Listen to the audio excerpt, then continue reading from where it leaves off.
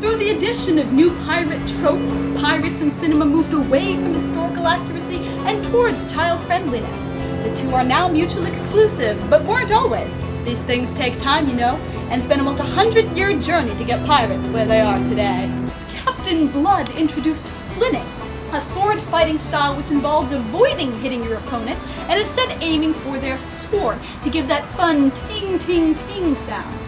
It is, of course, the least violent form of sword fighting one could show on camera. The movie also gives us the morally gray pirate trope, a trope which shows pirates only became such because of unfortunate circumstances outside of their control, meaning they're not really bad guys at all. Treasure Island also introduced a number of historically important tropes.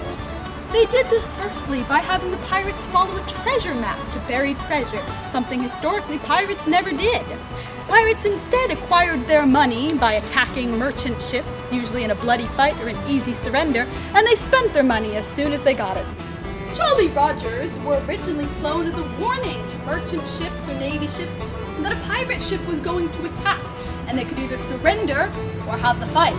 Instead, in the movie, a Jolly Roger is used to identify a pirate ship and is flown at all times, therefore removing the violence. Missing limbs appear in this film also. No longer are pirates identified by their criminal activity, but instead by the way they look.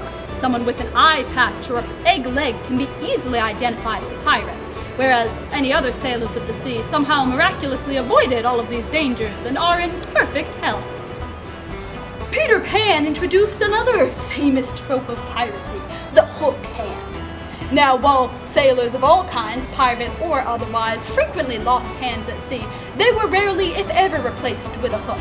Still, a hook was far more interesting to add to a story, and losing his hand to Pan gave Hook a far better reason for why he was attacking a child, something frequently frowned upon in society. The movie also popularized the now most common form of murder for pirates, walking the plank.